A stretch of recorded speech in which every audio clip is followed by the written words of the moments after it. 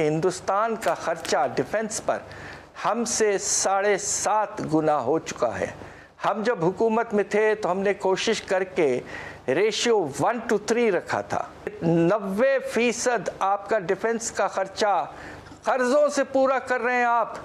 तो मुशर्रफ साहब ने खुफिया तौर पे कारगिल कर दिया, फिर नवाज शरीफ साहब ने जाके वहाँ वाशिंगटन में अपनी बेइज्जती करवाई और जो लोग हमारे फंसे हुए थे उनको वहाँ से कोशिश की कि वो निकल आए ताकि इंडिया और बड़ा हमला ना कर दे और बचाया मुशर्रफ साहब को।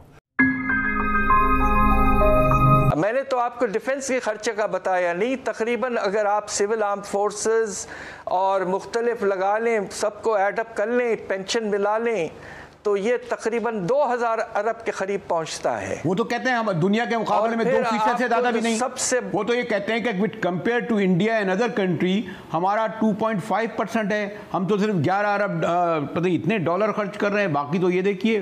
वो तो कहते हैं जी ये दलील देते हैं। दरअसल बात यह है कि यकीनन हिंदुस्तान हमसे बहुत बड़ा मुल्क है इसलिए वो खर्च करता है, मगर जीडीपी का परसेंटेज ले लें आप, पाकिस्तान 4% लगाता है। अच्छा। और हिंदुस्तान बड़ू के अब तकरीबन 3% पे आ चुका है। और बिल्कुल आप भी ठीक कह रहे हैं कि हिंदुस्तान का खर्चा डिफेंस पर हमसे 7.5 गुना हो चुका है। हम जब हुकूमत में थे तो हमने कोशिश करके रेशियो 1:3 रखा था, अब वो 1:7.5 हो चुका है। और उसकी एक और वजह यह है कि 90% आपका डिफेंस का खर्चा कर्जों से पूरा कर रहे हैं आप पिछले कुछ सालों से। ये नेशनल सिक्योरिटी के लिए किस तरह का इंतज़ाम है? और IMF हमें बड़े मीठे अंदाज में कहता है बजट खसारा कम करो, तो सबसे बड़ा आइटम सूद के बाद डिफेंस है। तो देखिए बहुत सी चीज़ें ऐसी हुई हैं जो बहुत परेशान कुन है। क्या किसी मुल्क का डिफेंस 90% कर्जों पे आप खर्चा करके गुजारा करते हैं? ऐसा कभी नहीं होता। कि कश्मीर का मसला होता रहेगा, मगर उससे पहले हम अमन की बात कर लें और तजारत करें और पीस करें। बिकॉज नवाज शरीफ साहब का ये ख्याल था आयशा कि जो अमन से जो फ़ायदा होगा पाकिस्तान का और हमारी आवाम का, वो हम नुकसान नहीं उठा सकते, अब हमें करना चाहिए। और कश्मीर का मसला होता रहेगा, वो हम उठाते रहेंगे जहाँ जहाँ हमारी हक बनता है, मॉरली, पॉलिटिकली, डिप्लोमेटिकली हम करेंगे। मगर ये जो है ना कि जिहाद बंद की जाए, इससे कोई फ़ायदा नहीं हुआ, नुकसान नहीं हुआ है। और कश्मीरी जो है उनके ऊपर, बेचारों के ऊपर और भी तशद्दुद हो रहा है। और ये कामयाब आप नहीं कर सकेंगे इसको कि आप सेपरेट करवा लें मिलिट्री एक्शन के साथ या जिहाद के साथ जी। तो उनको फिर सिक्योरिटी रिस्क बना के निकाल दिया गया जी। यही था ना, रिजेक्टेड।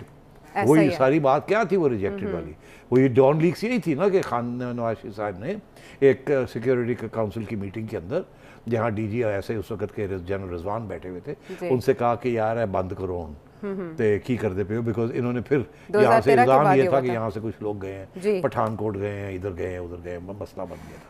याद है जी? बिल्कुल याद। तो वो नवाज शरीफ साहब को सिक्योरिटी रिस्क बना के कर दी। उससे पहले नवाज शरीफ साहब जब चले गए नरेंद्र मोदी की इनॉग्रेशन पे, तो उनको रोकने की कोशिश। 2013 के बाद के वाकया। लेकिन परवेज मुशर्रफ साहब को आपने, वो तो खैर उनका अपना था ना, तो हालांकि उन्होंने कश्मीर पे फार्मूला दिया था, लेकिन वो अच्छा, अब मैं कह रहा हूँ कि वो जब कारगिल और जब नवाज शरीफ साहब ने कारगिल के ऊपर इतराज किया तो मुशर्रफ साहब ने खुफिया तौर पे कारगिल कर दिया, फिर नवाज शरीफ साहब ने जाके वहाँ वाशिंगटन में अपनी बेइज्जती करवाई और जो लोग हमारे फंसे हुए थे उनको वहाँ से कोशिश की कि वो निकल आए ताकि इंडिया और बड़ा हमला ना कर दे और बचाया मुशर्रफ साहब को।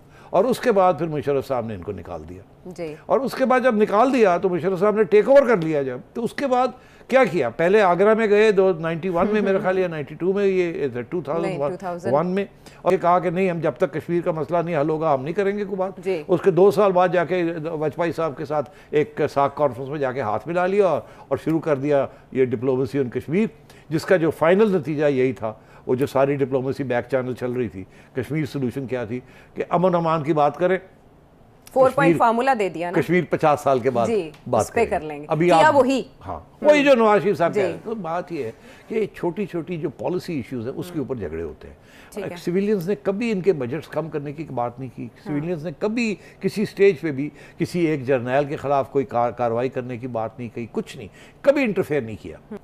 तो तुम्हें पता है हर साल 10 एक 10-1% इजाफा होता है डिफेंस बजट में।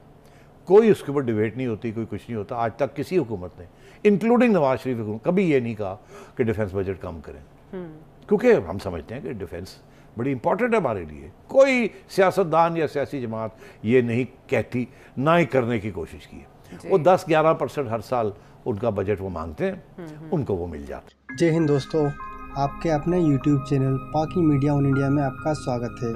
दोस्तों, पाकिस्तान मीडिया में डिबेट चल रही है कि हम अपने डिफेंस बजट को साल दर साल बढ़ाए जा रहे हैं। हम अच्छी तरह जानते हैं हमारे पास हमारी ज़रूरतों के लिए पैसा नहीं है, लेकिन हम भारत से बराबरी के चक्कर में रक्षा बजट को बढ़ाए जा रहे हैं। भारत से तुलना करने के कारण हम खुद को और कितना बर्बाद करेंगे। हम अपना जो डिफेंस बजट हर साल बढ़ाते हैं उसका 90% हिस्सा तो कर्ज का होता है। कर्ज लेकर भारत के रक्षा बजट से मुकाबला करना हमारे लिए कितना गलत है हम अच्छी तरह जानते हैं, फिर भी हम वही गलती कर रहे हैं। हमने भारत के सामने कितनी बार घुटने टेके, चाहे वह 1971 या कारगिल या फिर कश्मीर में जिहादी भेजना हो। हम हर बार हारने के बावजूद हमें अक्ल क्यों नहीं आ रही। भारत के साथ अमन और ट्रेड ही पाकिस्तान के लिए फ़ायदेमंद है। पाक फौज और पाकिस्तानी सरकार भारत से अच्छे रिश्तों पर तवज्जो दे, ना कि भारत से बराबरी पर। वीडियो के अंत में दोस्तों आपका साथ यूँ ही बनाए रखें। वीडियो को लाइक एंड चैनल को सब्सक्राइब करें। धन्यवाद।